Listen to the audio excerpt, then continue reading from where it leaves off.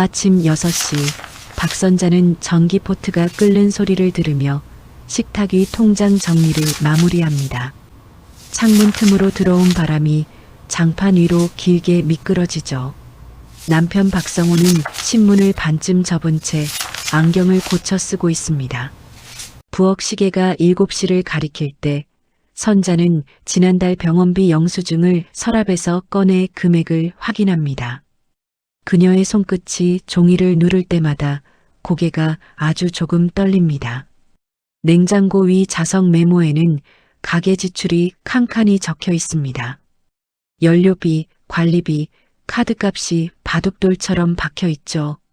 선자는 계산기를 눌러 남은 돈을 합산하고 눈을 감아 한숨을 고릅니다. 창밖 골목에서는 분리수거차가 경적을 울리고 이웃의 발걸음이 계단을 내려갑니다.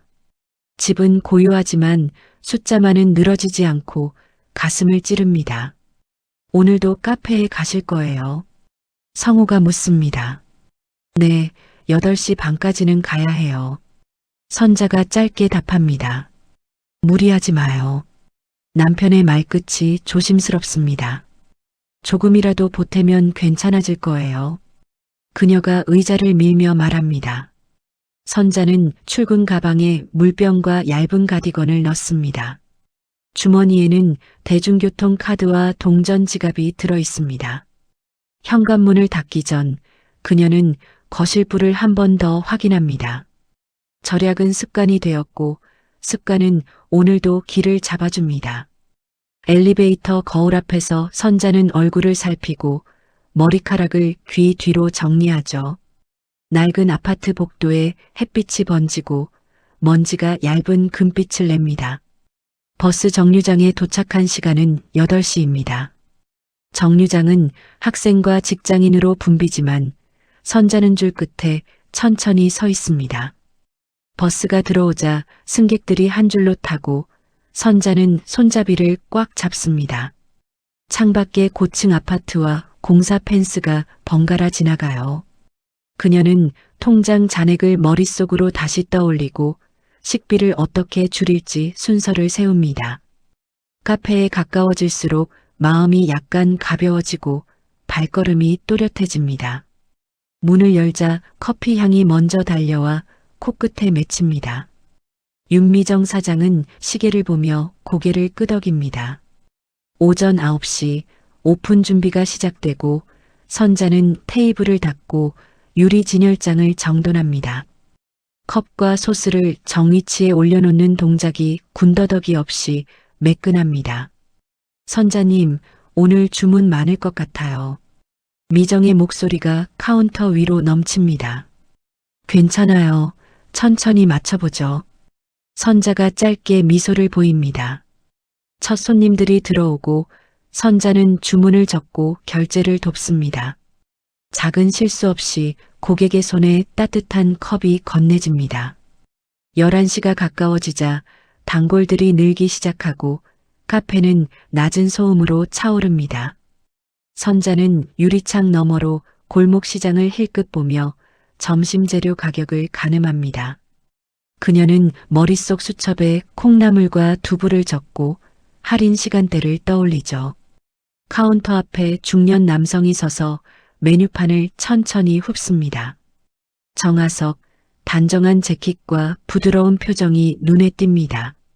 그의 신용카드가 단말기에 닿는 순간 기계음이 짧게 울리고 영수증이 미끄러져 나옵니다. 선자는 컵에 라벨을 붙이고 이름을 호명하지 않습니다. 그저 정확한 손놀림으로 커피를 완성해 건넬 뿐입니다. 맛있게 드세요. 선자가 말합니다. 여기 커피는 늘 균일하네요. 하석이 웃으며 답합니다. 그 남자의 말투는 점잖고 간격이 일정합니다. 선자는 그 균형을 잠깐 눈으로 확인하고 다시 일에 몰두합니다. 정오가 지나자 햇빛이 유리창을 더 세게 두드립니다. 선자는 물병을 한 모금 마시고 손목 스트레칭을 합니다. 오늘도 숫자는 줄었지만 움직이는 몸은 방향을 잃지 않았습니다. 퇴근까지 남은 시간표를 머릿속에서 정리하며 그녀는 다음 주문을 기다립니다. 그 순간 하석이 다시 카운터로 다가와 작은 카드형 전단을 올려놓습니다. 종이는 깔끔했고 잉크는 새것 같은 냄새를 풍깁니다. 선자는 그것을 곧장 짚지 않습니다. 먼저 일의 흐름을 마무리하고 계산대 옆 펜 꽂이를 정리한 뒤 천천히 시선을 내립니다.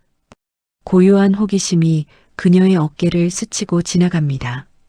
오늘의 하루가 아직 절반도 채 지나지 않았습니다. 이튿날 오후 1시 카페는 점심 손님이 빠져나가며 잠시 조용해졌습니다. 선자는 테이블을 닦다가 문가에서 익숙한 그림자를 발견합니다. 정하석이 깔끔한 회색 정장을 입고 들어와 미소를 보입니다. 그는 어제보다 조금 더 여유로운 얼굴로 커피를 주문하고 계산대 앞에서 선자의 눈을 마주칩니다. 주문이 끝난 뒤에도 자리를 뜨지 않고 종이봉투 하나를 꺼내 그녀 쪽으로 미끄러뜨립니다. 그 안에는 시니어 안정형 투자 설명서라고 적힌 인쇄물이 들어 있습니다. 선자는 잠시 멈칫하다가 이건 뭐예요? 라고 묻습니다. 노후 자금을 안전하게 불리는 정부 연계형 투자 상품이에요. 요즘 시니어분들이 많이 하십니다. 하석이 차분히 말합니다. 그의 목소리는 확신이 느껴졌고 말끝에는 묘한 안심이 섞여 있었습니다. 선자는 설명서를 받아들며 조심스레 접어 가방에 넣습니다. 그날 저녁 7시 선자는 식탁 위에 종이를 펴놓고 글자를 따라갑니다. 연 10% 수익 보장, 국가 인증, 안정형 펀드. 어려운 용어가 가득했지만 문구는 믿음직스럽게 보였습니다. 남편 성우는 TV 뉴스를 보며 요즘 사기 많다더라고 말했지만 선자는 아무 대답을 하지 않습니다. 그녀는 단지 이건 좀 다른 것 같아요라고 작게 중얼거렸죠. 다음 날 하석은 카페로 다시 찾아와 이번 주에 투자자 간담회가 있다며 초대장을 내밉니다. 종이에는 서울시청 인근 컨퍼런스룸이라 적혀 있고 로고와 도장이 깔끔히 찍혀 있었습니다. 그냥 구경만 오셔도 돼요. 실제로 이익 본 분들도 직접 이야기하실 거예요. 하석의 말에 선자는 고개를 끄덕입니다. 토요일 오후 2시 선자는 카페 동료 윤미정과 함께 행사장으로 향합니다. 넓은 회의실에는 중년과 노년의 참가자들이 삼삼오오 모여 앉아 있었습니다. 정면 스크린에는 시니어 미래 금융 전략 세미나라는 제목이 걸려 있었고 진행 요원들이 나눠주는 물을 받는 손길이 분주했습니다. 하석은 무대 앞으로 나와 마이크를 잡고 부드럽게 인사하며 정부 협력 프로젝트라는 말을 강조했습니다. 청중석에는 수익을 봤다는 사람들의 증언이 이어졌고 그들은 진짜 투자자처럼 보였습니다. 선자는 주변 사람들의 박수를 보며 안도감을 느낍니다. 하석은 프레젠테이션 화면에 그래프를 띄우며 위험이 적고 월마다 이자가 들어온다고 설명했습니다. 그 말에 옆자리 노인들이 고개를 끄덕였고 윤미정도 괜찮아 보이네요 라고 속삭입니다.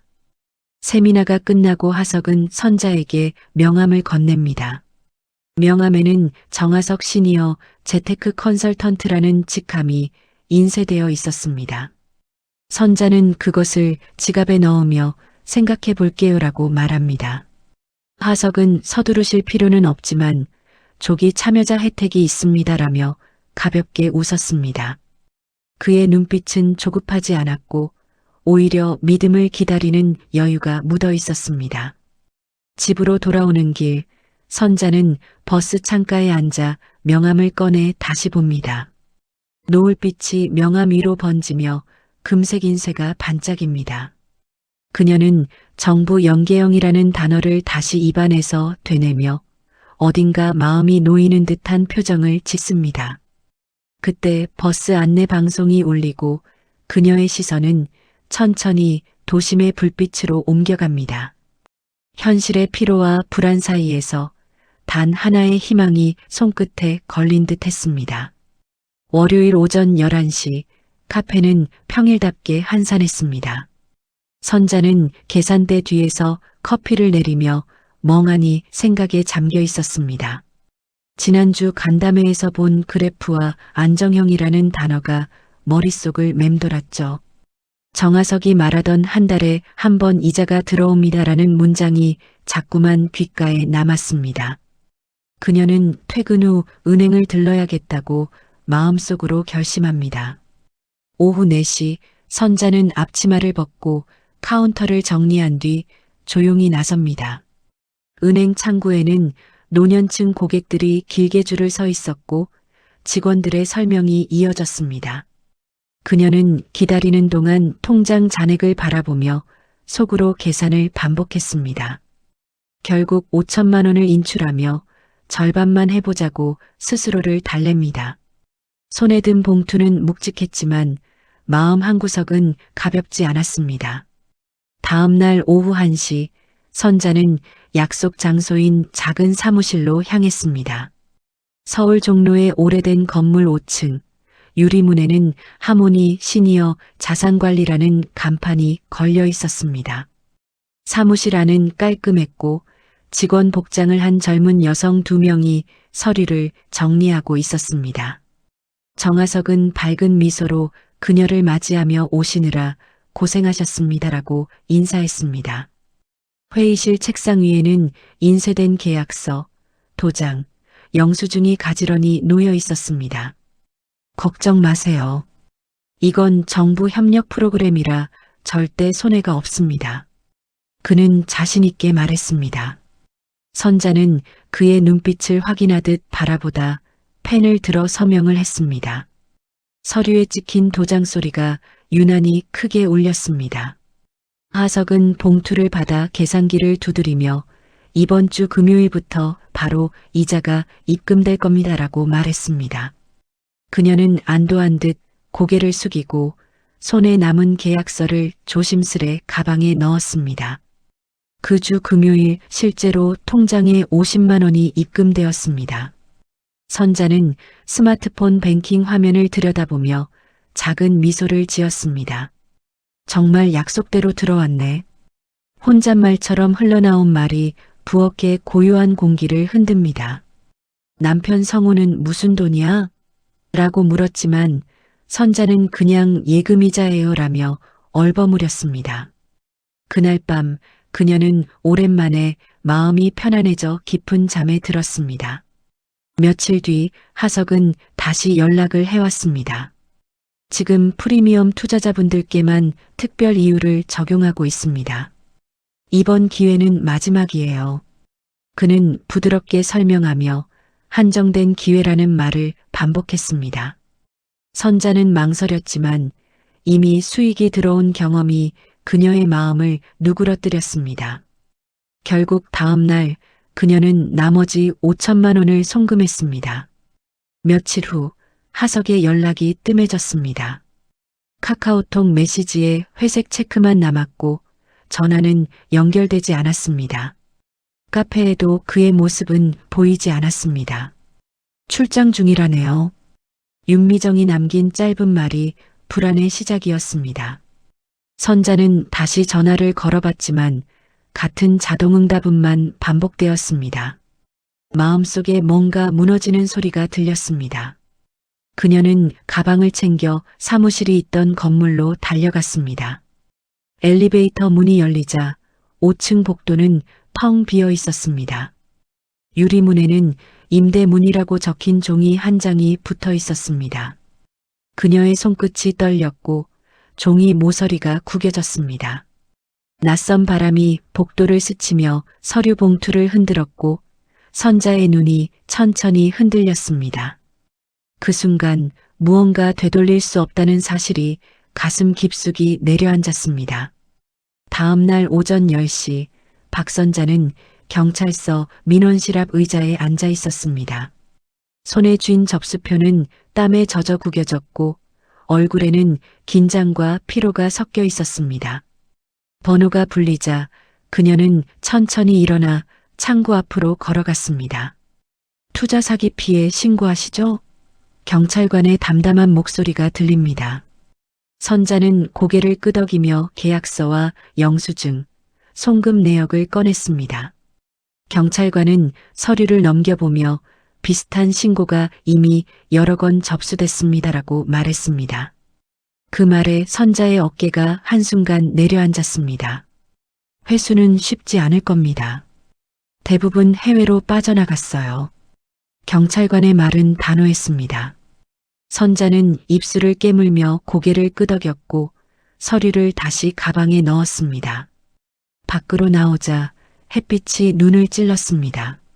집에 도착한 시간은 낮 1시였습니다. 현관을 들어서자마자 남편 성우가 묻습니다. 무슨 일 있었어요?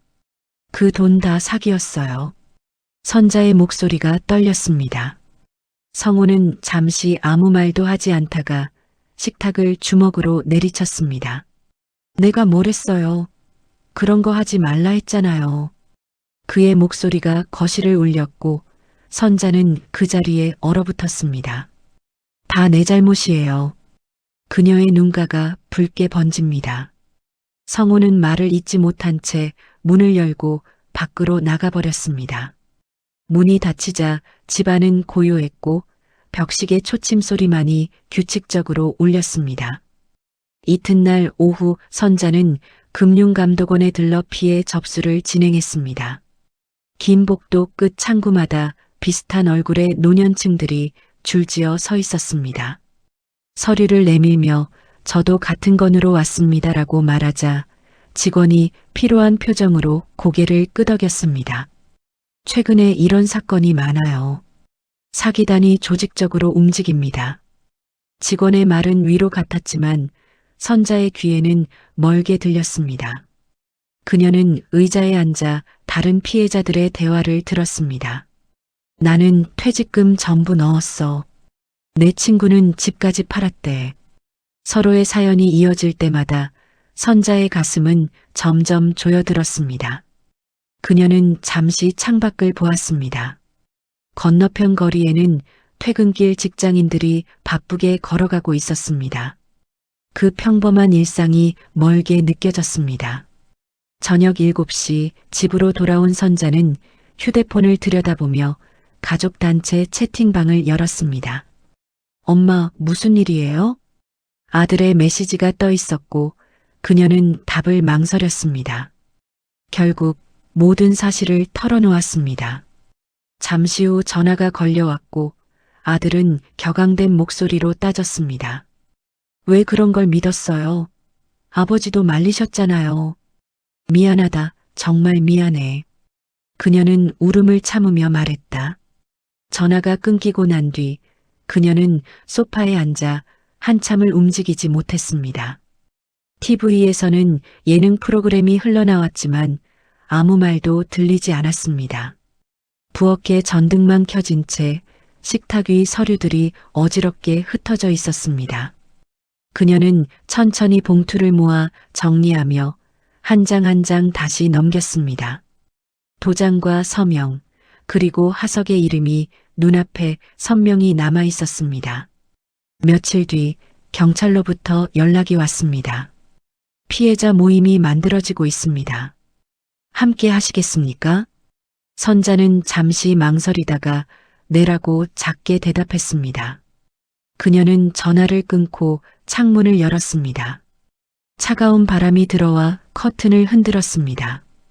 창밖 하늘은 흐렸고 어디선가 고양이 울음소리가 들렸습니다. 선자는 그 자리에 서서 잠시 눈을 감았습니다. 무언가가 완전히 무너진 자리에 막연한 공허함만이 남아 있었습니다.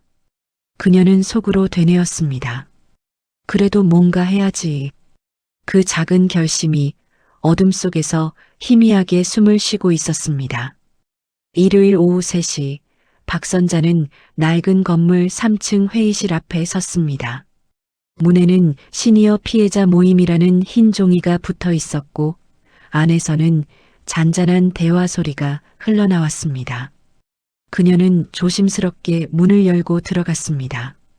안에는 10명 남짓한 노년 남녀가 둥글게 둘러앉아 있었습니다.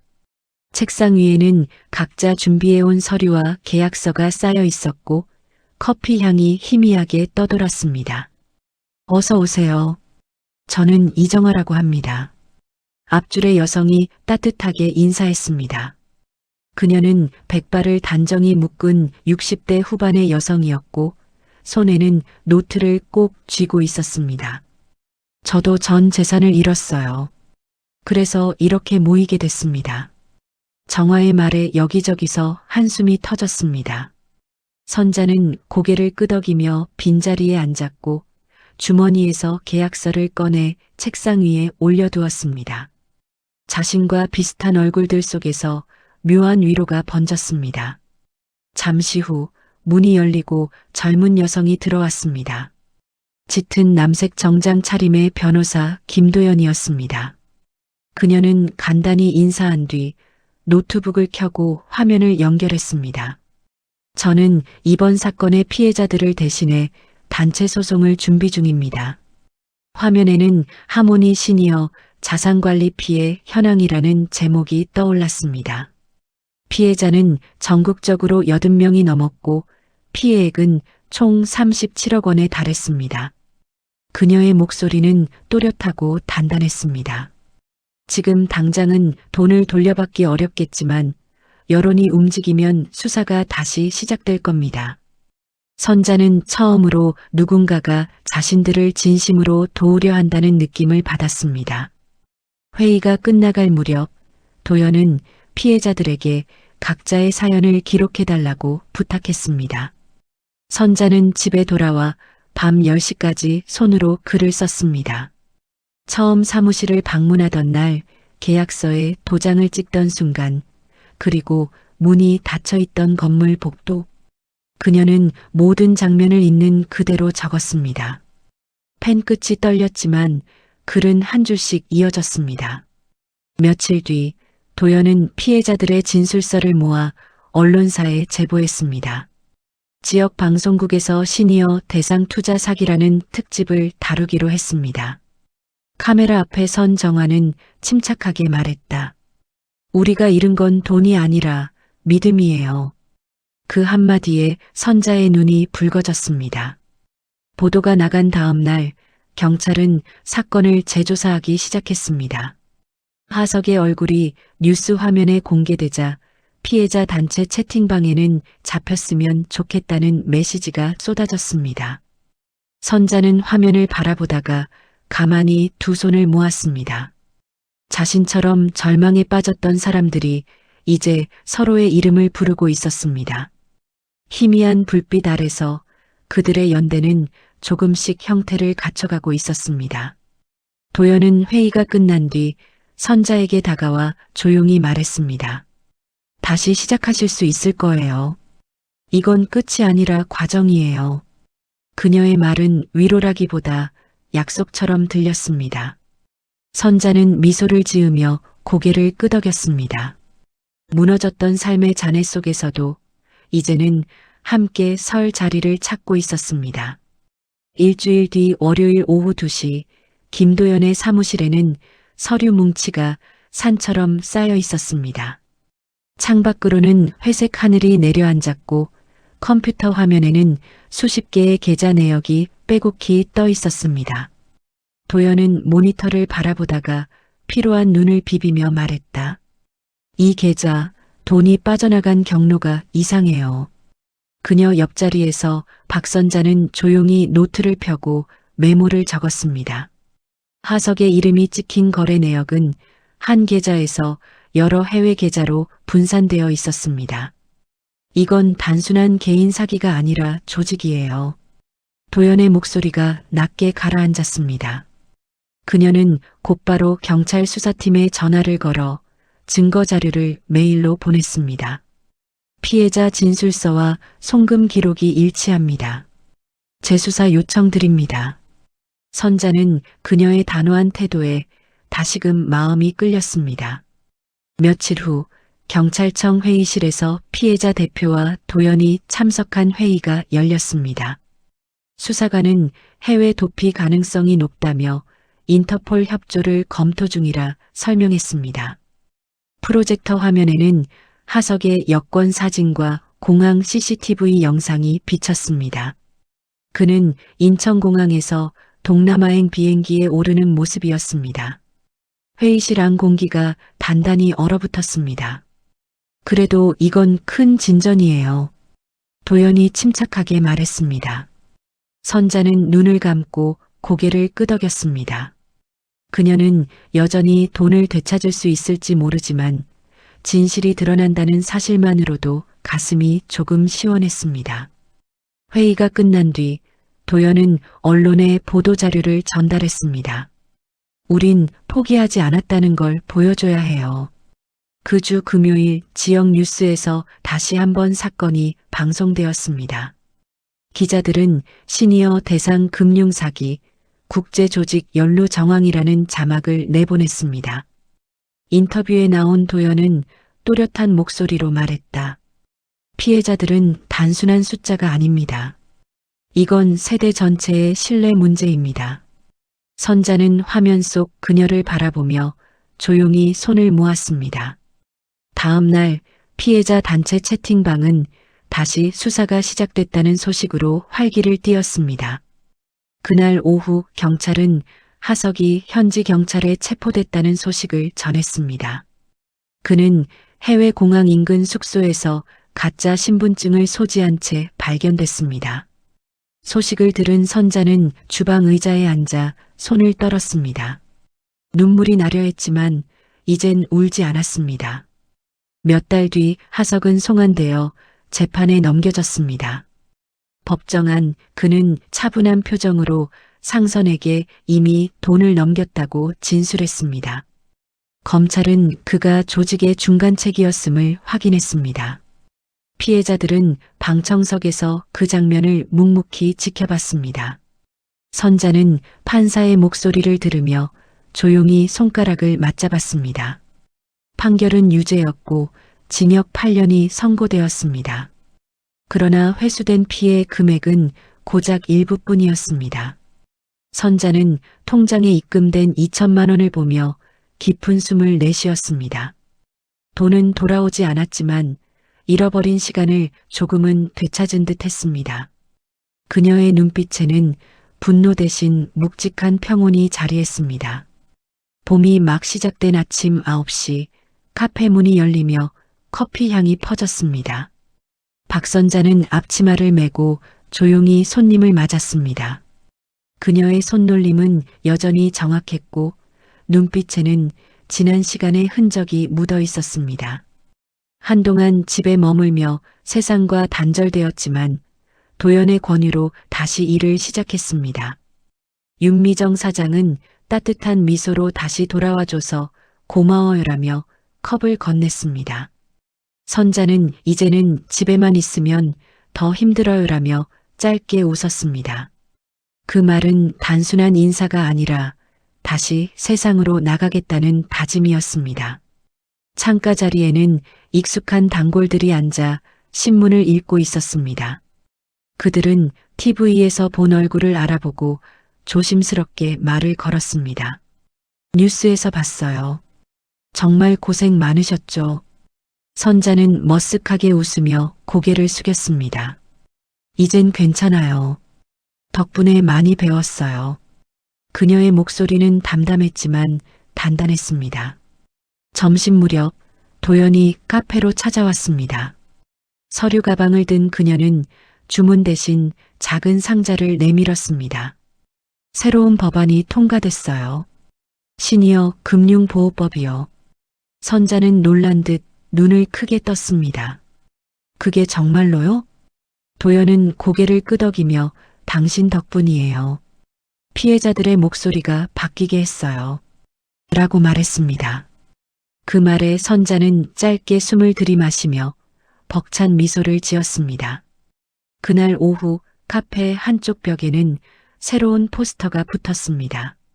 노후 금융 사기 예방 캠페인 혼자 결정하지 마세요. 포스터 아래에는 도연이 주관한 공공 프로그램 안내문이 붙어 있었습니다. 손님들은 커피를 기다리며 그 문구를 유심히 읽었습니다. 선자는 포스터를 바라보다가 살짝 눈을 감고 고개를 끄덕였습니다. 그녀는 여전히 돈을 많이 벌지는 못했지만 더 이상 잃을 것도 없었습니다. 손님이 주문을 마치자 선자는 천천히 드세요라며 커피를 건넸습니다. 그 한마디에 진심이 담겨 있었습니다. 오후 3시가 되자 햇빛이 창문을 비스듬히 비추며 테이블을 덮었습니다. 그 따뜻한 빛 속에서 그녀의 하루는 다시 평온하게 흐르고 있었습니다. 퇴근 무렵 윤미정이 커튼을 내리며 말했다. 요즘은 표정이 참 좋아졌어요. 선자는 이제는 무서운 일도 후회도 조금 덜해졌어요. 라고 답했습니다. 저녁 6시 카페에 불을 끄고 문을 잠근 뒤 그녀는 천천히 골목길을 걸었습니다. 불빛이 켜진 거리에는 봄꽃 냄새가 퍼지고 먼 곳에서 웃음소리가 들렸습니다. 가방 속에는 손때 묻은 노트 한 권이 들어 있었습니다. 그 안에는 지난날의 기록과 다짐이 빼곡히 적혀 있었습니다. 그녀는 문득 하늘을 올려다보며 작은 미소를 지었습니다. 이제 그 미소는 후회가 아니라 삶을 다시 이어가려는 평화였습니다. 바람이 부드럽게 불었고 그녀의 머리카락이 살짝 흩날렸습니다. 그날 저녁 선자는 오랜만에 마음속으로 이렇게 중얼거렸습니다. 내일은 조금 더 괜찮을 거예요. 초여름의 햇살이 부엌 창문을 비추고 커튼 사이로 부드러운 바람이 스며듭니다. 박선자는 식탁 위에 스마트폰을 세워두고 녹화를 준비하고 있었습니다. 핸드폰 삼각대는 손녀가 사준 것으로 반짝이는 스티커가 붙어 있었습니다. 할머니, 그냥 자연스럽게 이야기하면 돼요. 손녀의 목소리가 녹음 버튼을 누르며 들립니다. 선자는 고개를 끄덕이고 조심스레 손을 무릎 위에 올렸습니다. 화면 속에는 흰머리가 희미하게 비추는 그녀의 얼굴이 차분히 잡혔습니다. 그녀는 천천히 입을 열었습니다. 안녕하세요. 저는 몇 년 전 노후 자금을 모두 잃은 사람입니다. 말이 끝나자 방 안의 공기가 조용해졌습니다. 그녀는 잠시 숨을 고르고 다시 말을 이었습니다. 그땐 너무 어리석다고 생각했어요. 그런데 이제는 압니다. 세상에는 나쁜 사람도 많지만 도와주는 사람도 있다는 걸요. 그녀의 목소리는 부드럽고 단단했습니다. 돈은 다시 벌 수 없지만 사람을 믿는 법은 새로 배울 수 있어요. 손녀는 화면 뒤에서 미소를 지으며 손가락으로 하트를 그렸습니다. 촬영이 끝나자 선자는 영상을 확인하고 천천히 저장 버튼을 눌렀습니다. 스마트폰 화면에 시니어 금융 피해자 이야기 1화 다시 시작하기라는 제목이 떠올랐습니다. 며칠 뒤 영상은 김도연 변호사의 캠페인 채널에 업로드되었습니다. 짧은 시간 안에 댓글 수백 개가 달렸고 용기 있는 이야기 감사합니다. 라는 메시지가 이어졌습니다. 선자는 손끝으로 화면을 스크롤하며 조용히 웃었습니다. 그날 저녁 박성호는 거실 소파에 앉아 그 영상을 보고 있었습니다. 이제 정말 대단하네요.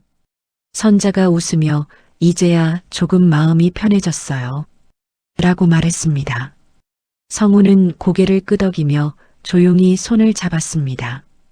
그동안 고생했어요. 이젠 괜찮아요. 그들의 손이 포개진 순간 오래된 불안이 서서히 녹아내렸습니다. 식탁 위에는 커다란 머그잔 2개가 놓여 있었고 커피 향이 방 안에 가득했습니다. 저녁 8시 창문 밖에는 붉은 노을이 남아 있었습니다. 선자는 자리에서 일어나 커튼을 걷고 창밖을 바라봤습니다. 거리에 불빛이 켜지고 바람이 조용히 흘러들었습니다. 그녀는 천천히 중얼거렸습니다. 1억은 잃었지만 다시 살아갈 용기는 얻었어요. 밤이 깊어가자 집안의 불이 하나씩 꺼졌습니다. 거실에 남은 전등 불빛 아래 스마트폰 화면이 마지막으로 반짝였습니다. 조회수 10만 회라는 숫자가 떠오르며 화면이 천천히 어두워졌습니다. 세상은 여전히 바쁘게 돌아가지만 선자의 하루는 고요하게 완성되었습니다. 그녀의 마음 한켠에는 더 이상 후회가 아닌 작고 단단한 평화가 자리했습니다. 즐겁게 시청하셨나요? 저희 한국 드라마 채널에서는 편안하고 재미있게 들을 수 있는 다양한 드라마를 꾸준히 업로드하겠습니다. 유튜브에서 한국 드라마를 검색해 주시고 많은 사랑 부탁드립니다. 듣고 싶은 드라마가 있으면 댓글로 남겨주시고 구독과 좋아요, 알림 설정도 부탁드려요. 오늘도 행복하세요.